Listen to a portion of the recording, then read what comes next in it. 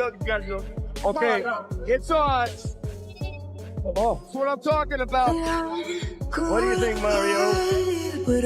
Why do you strike it from the fence with devastating elbows? Mario, we talked about it earlier. Jackson has to take over what was good. That is the strategy. You gotta have some type of punching power to get me on me because it'll be a different style and I'm not gonna hit him great. Every time I get, I'm gonna put it on him, you know. I want that work. I like the hat. You look good, but I want that work. Let's get it. Let's make it happen. Shakur Stevenson is leaving absolutely no doubt about his intentions following an explosive live broadcast. He has been vocal and direct that he is ready to step into the ring and completely dismantle Ryan Garcia. Despite Ryan's terrifying new evolution and dominant recent victory, Shakur isn't backing down.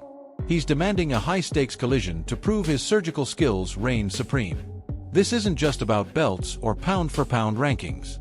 It's personal now, and Shakur is ready to settle their deep-rooted amateur grudge once and for all. You're saying my name, so to me, I think he's serious. I think he do want to fight, but I just think that everything got to work well in the business. Everything got to make sense, because before the fight, I heard them saying they'll fight me at 144, and then after the fight, I'm here at 147, and I'm not going up to 147 no time soon.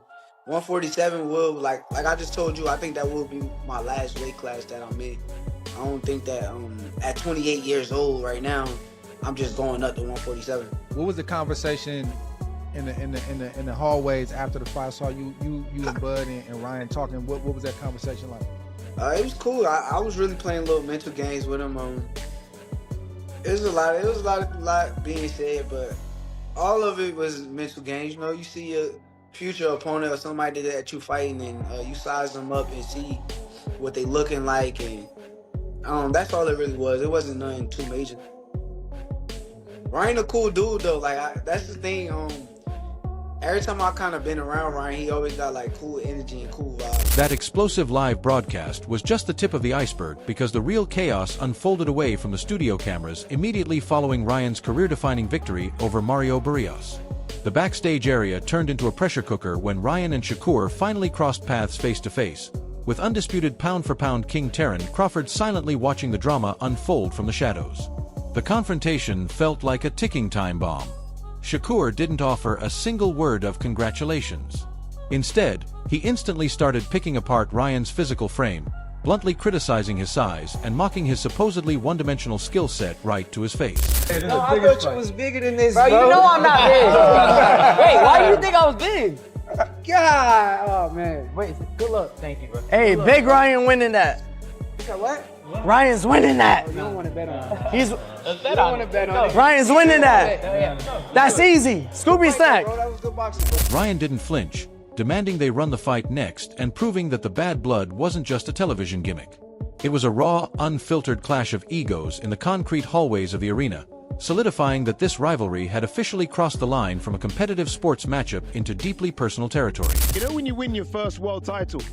You guys will all remember when you won your first, so you guys have won quite a lot, so you might have to dig back into that memory tank. Does it not give you an extra something? Will Ryan not approach his next fight with a bit more confidence because he is now a world champion? Yeah, he's probably going to feel a little bit more confident now that he's champion, but he's a little late to the party, so I don't think that the world title is going to make a difference with how he's feeling because he's late. I definitely think that he's going to have a lot of confidence.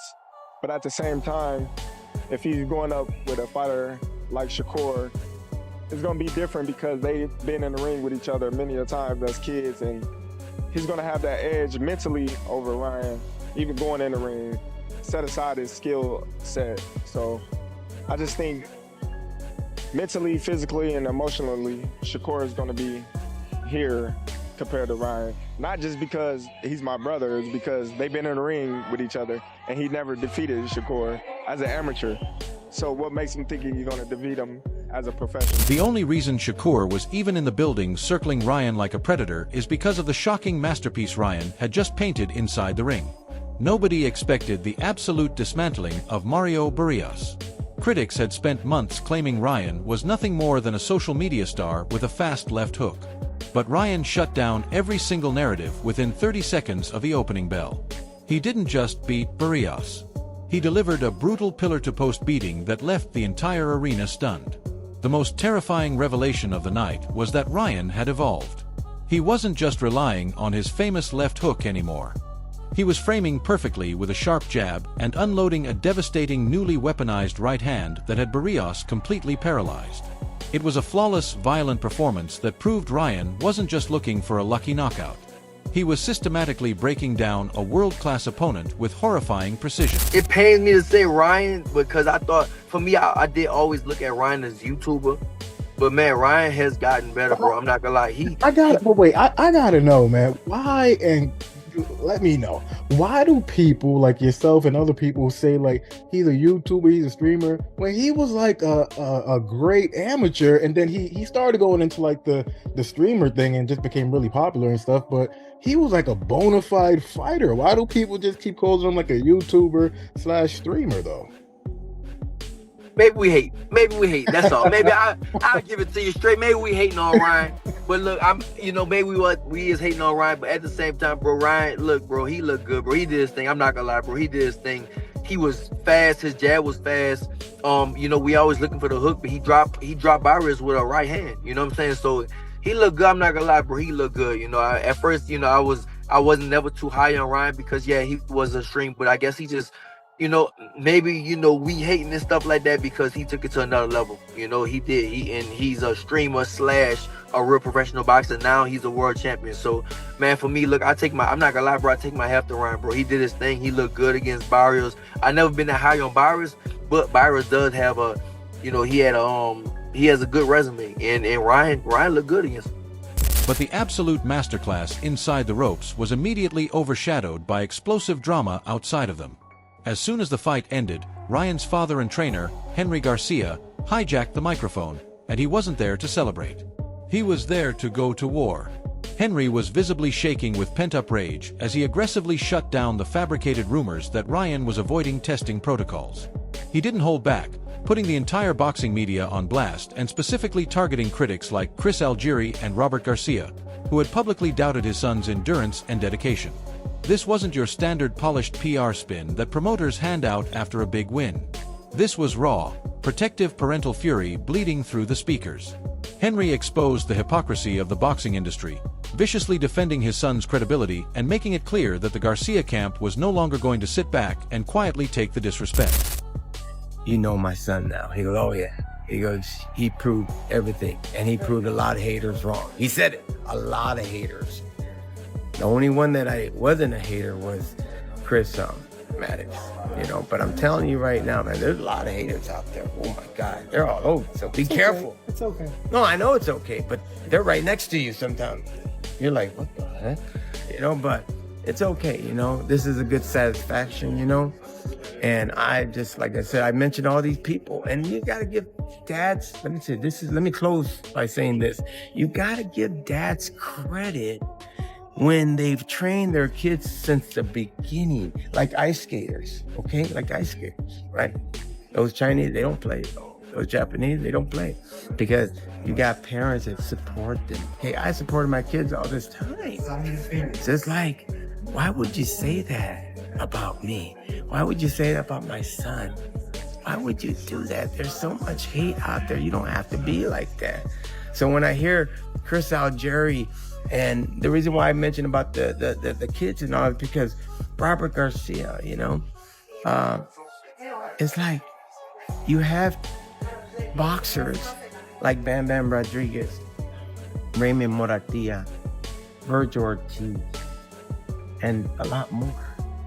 Guess who trained them? Guess who trained them? Exactly, the fathers. So don't come out and try to impress me and say, hey, I'm the world, champion. Come on, man.